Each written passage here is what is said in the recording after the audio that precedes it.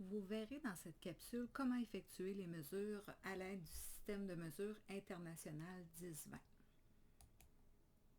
Donc, le matériel qu'on a besoin pour effectuer nos mesures, on a besoin d'un crayon gras. Il y en a différentes couleurs. Celui-ci est rouge pourpre, c'est pas mal celui le plus utilisé. Sinon, il y a vert, noir, blanc. Il y a un autre rouge aussi qui est un petit peu plus orangé. Mais on le voit moins bien là, sur la peau. Ensuite, on a besoin d'un galon à mesurer en métal. Pourquoi en métal? Il est plus rigide, donc il va mieux se tenir dans les cheveux et on le veut graduer en centimètres. On a aussi besoin d'un compas. Vous remarquerez sur le compas qu'on a 2 pointes sèches, donc elles ne sont pas pointues non plus, là. Donc, on va s'assurer là, que les pointes sont coupées, là, une coupe droite. Ensuite, on a besoin aussi d'alcool. Si on a besoin de corriger nos mesures, on va effacer nos traits avec de l'alcool. On va utiliser aussi des watts ou des cotons-tiges là, pour plus de précision. Comment aiguiser un crayon? Vous aiguisez le crayon vraiment sur un papier et puis on l'aiguise là, un côté et l'autre. Puis on essaie vraiment d'avoir là, la pointe la plus effilée possible. Plus la pointe est ronde, évidemment, plus notre trait va être épais. Donc, nos mesures seront moins précises à ce moment-là. On va commencer par les 4 points de référence. Donc, les 4 points de référence, premier point, le nasion. On retrouve le lignon, le point préauriculaire gauche et droit. Le nasion. Le nasion se trouve à être le creux entre le front et l'arête du cou. L'arête du nez. Donc, c'est vraiment là, on le retrouve ici là, sur le petit dessin là, en coupe latérale. Donc, c'est vraiment le creux là, vraiment qui est retrouvé juste ici. Donc, c'est le début de notre mesure sagittale. Donc, on le revoit aussi on appelle ça une tête de montage. Donc, c'est là-dessus qu'on peut dessiner les montages qu'on va faire en électroencéphalographie. Donc, on a toute la représentation des électrodes du système 10-20. Le nasion est ici. Notre ligne sagittale se trouve à être ici et elle se rend jusqu'à Lignon. Donc, comment repérer notre nasion? On peut descendre avec notre crayon jusqu'à ce que notre crayon arrête par l'arête du nez. Et puis, on va s'efforcer de faire un trait là, le plus fin et le plus droit possible. Maintenant, lignon en vue latérale, donc vue de côté. On se le représente encore ici. Donc, lignon sera marqué d'un trait horizontal le plus bas de la proéminence médiane de l'os occipital. Donc, l'os occipital qui est à l'arrière de la tête, c'est vraiment en plein centre. Et puis, c'est un petit renflement, une petite bosse là, qu'il y a à l'arrière de la tête. Elle est plus ou moins marquée selon les individus. Comment faire le trait? Donc, on part de la base du cou en plein centre, on remonte, puis où on sent le petit os là, qui est plus épais, on fait un petit trait vraiment juste au-dessus de notre doigt. Donc, dans le fond, la ligne est avant que la courbe redevienne concave, si vous voulez, vers l'intérieur. L'autre vidéo va démontrer plus une vue de l'arrière de la tête. Donc, on part de la base du cou. On demande à notre volontaire de garder, ou notre patient de garder la tête bien droite, un petit peu plus penchée par en arrière. Ça va nous aider à le repérer souvent. Et on fait notre trait tout simplement comme ça. Ensuite, on est rendu au point préauriculaire. Donc, point préauriculaire, ça se trouve à être l'empreinte creuse qui est située tout juste au-dessus du tragus. Donc le tragus qui est le petit cartilage ici qui couvre pardon, l'ouverture de l'oreille. Donc on a le tragus qui est ici et puis le pavillon qui commence là. Donc vous voyez, ça forme comme un V. Et puis c'est vraiment à cet endroit-là qu'on va tirer un trait horizontal. Et puis on part de l'oreille pour faire notre trait et on s'en va vers l'avant, vraiment le plus près possible de l'oreille. Ça limite les erreurs là, de mesure qu'on pourrait faire.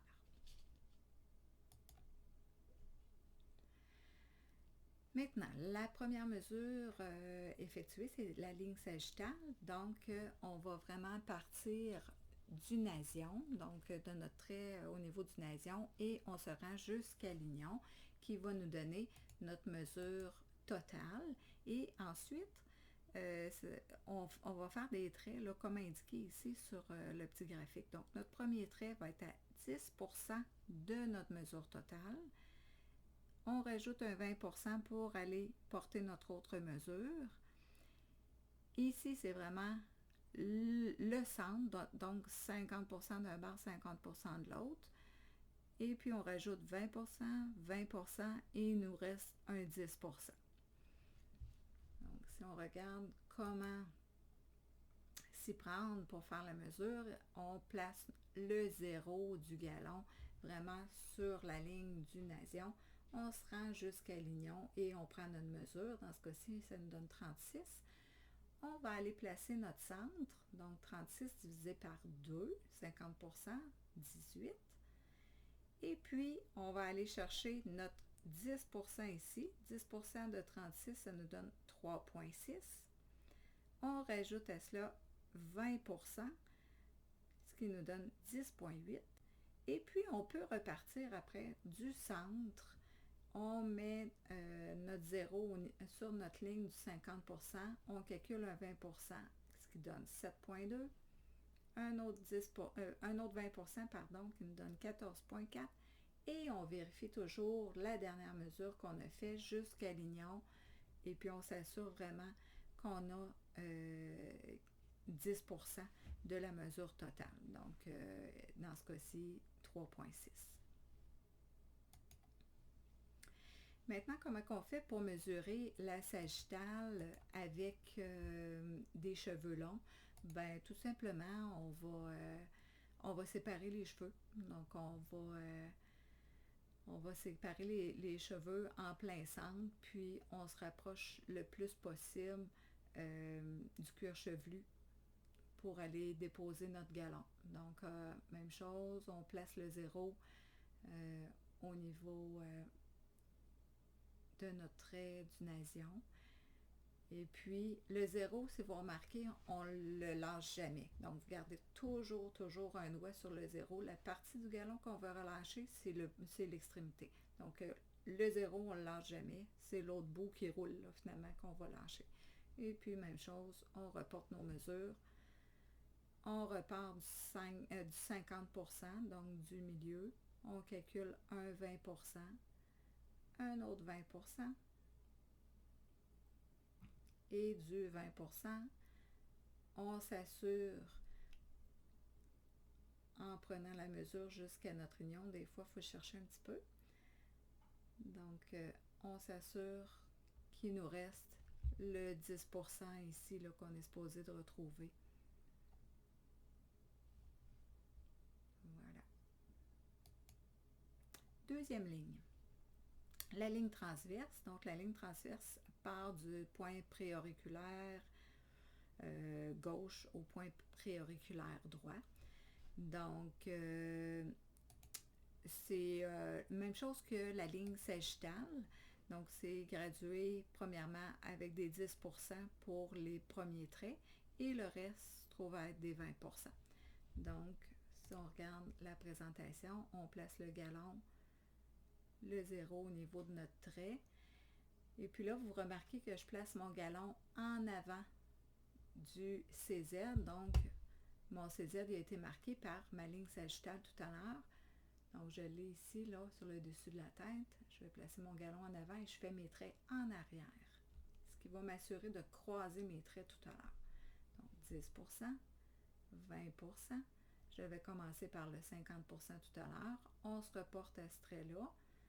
On calcule 20%. Un autre 20%. Et quand on termine, toujours, on s'assure qu'il nous reste 10%, 3,6. Méthode avec cheveux longs. Même chose, on va aller repérer le CZ. Donc, notre trait qui a été fait quand on a fait notre sagittal, on repère ce trait-là. Et puis, on va dégager les cheveux jusqu'à nos points pré-auriculaires. Et puis, on va vraiment aller porter notre galon. On pourrait le faire par-dessus les cheveux aussi, mais des fois, si les cheveux sont très épais, notre galon va être surélevé puis nos mesures ne seront pas tout à fait exactes. Donc, vous voyez, je n'ai pas lâché mon zéro, j'ai lâché l'autre partie du galon. Et puis, je reporte mes traits. Je repars du centre. Je viens placer un 20%, un autre 20%. Et puis, toujours, je vais venir repartir de ma mesure ici jusqu'à mon point préauriculaire pour m'assurer qu'il me reste un 10%, que je ne me suis pas trompée. Sinon, je recommence. Je regarde si je ne me suis pas trompée à quelque part. La prochaine mesure, la circonférence. Donc, c'est vraiment le tour de la tête et c'est mesuré à partir de nos traits de 10% qu'on a fait à notre ligne transverse et notre ligne sagittale. Donc, vous voyez, là, je me suis placée vraiment à mon 10%. Ce 10%-là, on l'appelle FZ. Et puis, jusqu'au 10% ici en arrière, en plein centre, c'est OZ, pardon. Vous voyez ma mesure, bien ici, ça me donne 57%. Évidemment, j'ai eu la chance d'avoir un volontaire idéal. Ensuite, on va venir ajuster ici le compas à la grandeur désirée. Donc, si vous remarquez sur le dessin, on a 10 espaces dans le fond. 10 fois 10 électrodes dans notre circonférence qui nous donne des espaces entre chacune de 10% de la mesure totale. Donc, ma mesure totale était de 57. Je vais aller mesurer sur mon galon 5,7. Donc, je prends la mesure tout simplement en tournant la petite vis sur mon compas jusqu'à ce que j'arrive à 5,7. Quand j'ai déterminé la mesure de mon compas, je vais venir trouver le centre ici. Donc, l'emplacement ici en plein milieu, on l'appelle FZ. Je pars du nez, je me fie à l'arête du nez. Évidemment, si le nez est croche, on va le prendre en considération. Et puis, vous reportez 2 traits vraiment pour trouver notre centre. Première étape. Quand ça c'est fait, on va prendre notre compas et puis on fait nos 2 premiers traits au niveau préfrontal. Donc, FP1, FP2. Et puis, on s'assure qu'on a vraiment la même distance là, entre les deux. On peut aussi prendre notre galon pour s'assurer qu'on a la même distance si on n'est pas sûr d'avoir eu l'œil pour trouver le centre. Et puis, on repart de chaque trait. On fait des lignes verticales. Et on fait le tour de la tête comme ça. Quand on arrive à ce niveau-ci, on va repartir de l'avant. De l'autre côté de la tête. Donc, je repars de FP1, F7, T3, T5,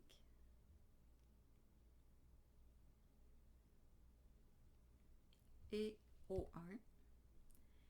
Et pour terminer, je m'assure d'avoir un 10% entre O1 et O2. Donc, je suis supposée d'arriver exactement sur la mesure là, de mon compas. Si ce n'est pas le cas, on va faire la correction, on va revérifier notre mesure de circonférence et puis on va corriger. Circonférence par-dessus les cheveux. Donc, quand on a les cheveux longs, on peut faire la mesure de la circonférence. Je m'assure encore de passer par mes 10%. Faut calculer l'épaisseur des cheveux. Donc, quelqu'un qui a des cheveux pas mal épais, là, vous allez voir, là, je vais serrer mon galon et je relâche. Évidemment, là, je ne serre pas à blesser le patient, mais je serre quand même assez pour essayer d'enlever un petit peu d'épaisseur aux cheveux. Dans ce cas-ci, ma volontaire a quand même beaucoup de cheveux. Donc, vous avez vu qu'en serrant, je me rendais à 50 cm. J'enlèverais quand même un 5 mm parce qu'elle a vraiment beaucoup de cheveux. Et je partirais de cette mesure-là. On peut aussi mesurer la circonférence en dessous des cheveux. Donc, quand on a les cheveux longs, qu'on est capable de faire une couette, finalement, de les rassembler dans nos mains, ben, on peut le faire. Dans le cas, pardon, dans le cas de quelqu'un qui a vraiment les cheveux épais, ben, la mesure que vous allez prendre, la circonférence, va être beaucoup plus juste.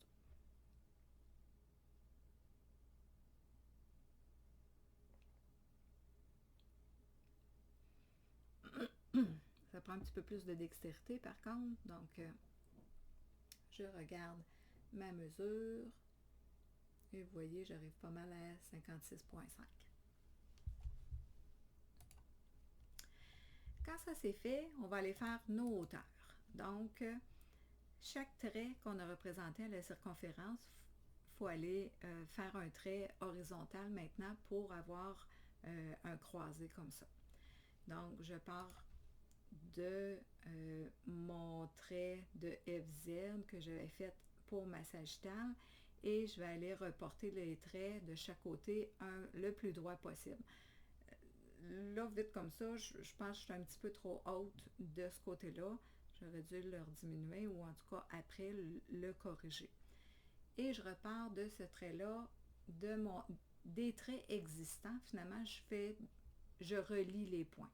Donc, en arrière, je repars de mon trait de OZ. Je mets mon trait O2 et O1 à gauche.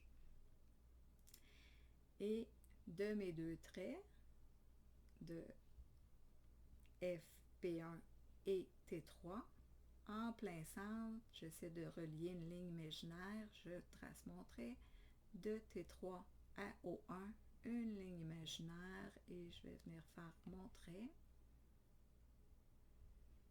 Et je complète l'autre côté de T4 à O2 et je trace une ligne imaginaire. Voilà. On est rendu aux lignes parasagittales, donc notre parasagittale gauche qui est représentée ici sur notre tête de montage. Elle part de FP1 à O1. Vous voyez qu'il y a 3 électrodes entre les deux, donc on a 4 sections, 25% chacune. Donc, on place toujours notre galon pour avoir les traits au-dessus du galon. Donc, vous avez vu là, le trait C3 qui est déjà marqué. Et puis, mes traits en avant, en arrière vont se trouver, le croisement se trouve à être au-dessus de mon galon. C'est super important. Puis, tantôt, je vais faire mes traits au-dessus de mon galon, ce qui va me permettre de bien croiser mes traits quand je vais faire les autres mesures. Dans ce cas-ci, ça nous donne une mesure de 24 cm. Donc, je place mon galon. Évidemment, j'essaie de me servir de ma main au complet et puis de tenir le galon le plus possible au complet. Mon zéro, je ne le lâche jamais, jamais. Ce que je vais lâcher, c'est l'autre extrémité du galon. Et puis là, je calcule 50% de 24 qui est 12, 25% qui est 6 et mon trait de 75%, je vais être à 18.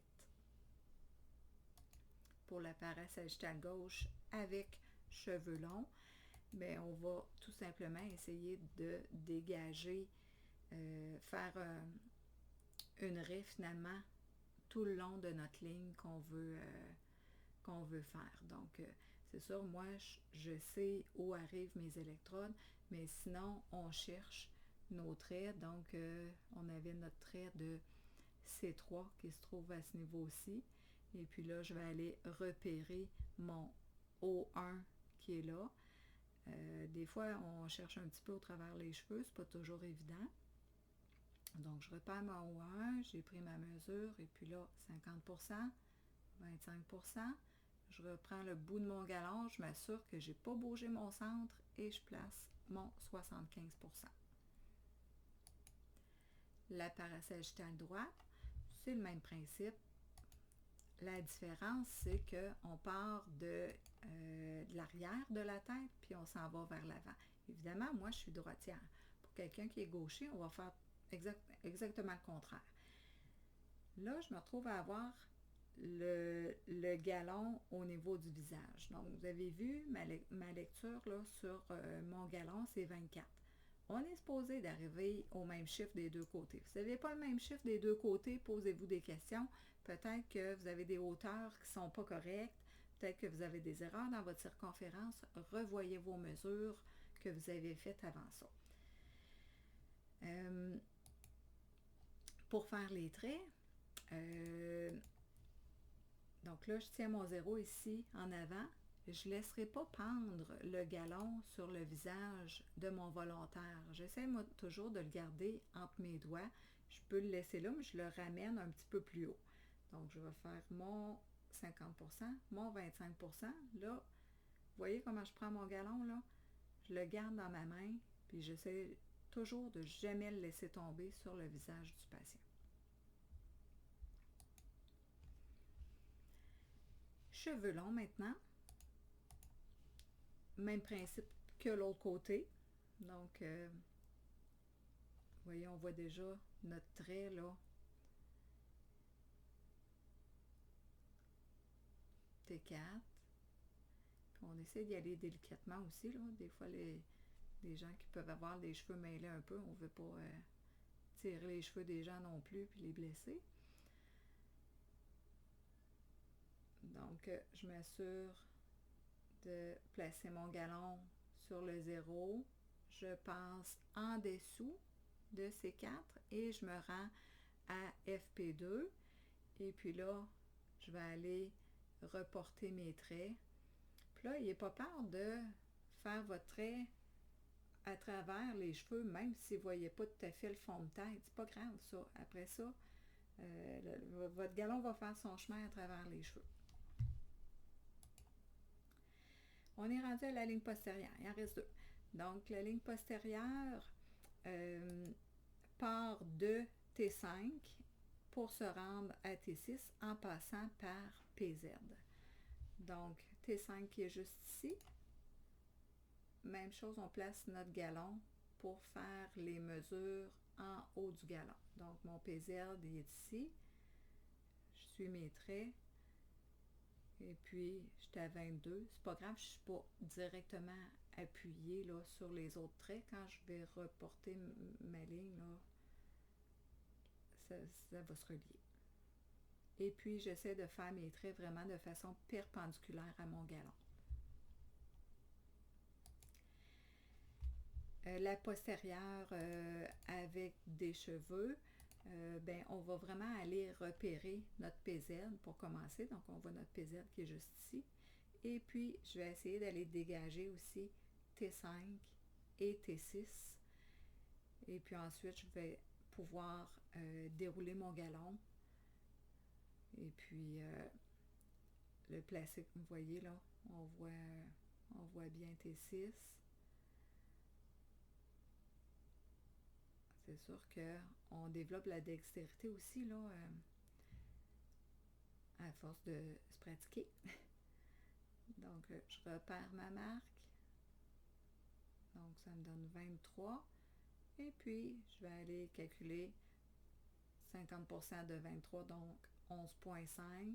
Je vais placer mon 25% et je vais placer 75%. Je me suis assurée que j'avais vraiment pas bougé, là. Donc, j'ai regardé que j'étais toujours à 23 avant d'aller placer ma mesure. Il reste la ligne antérieure à faire. on se place derrière le patient et puis on peut lui demander de soulever le menton un petit peu juste pour que vous ayez une meilleure vue de la partie avant de sa tête, là. Donc, la mesure se fait de F7 à F8 et en passant par FZ. Dans ce cas-ci, je vais placer mon galon en avant. Je passe en avant de mon trait et je me replace de l'autre côté en arrière. Vous pourriez vous placer en arrière aussi pour cette mesure-là. Il n'y a pas vraiment grande différence, là. Vous allez quand même bien croiser vos traits. Donc, 50%, 25% et 75%. Dernière étape, on relie les traits. Donc, on regarde vraiment notre tête au complet. On va regarder si nos lignes semblent s'aligner entre elles. Donc, puis on relie les traits. Quand ça ne croise pas, on va venir croiser partout.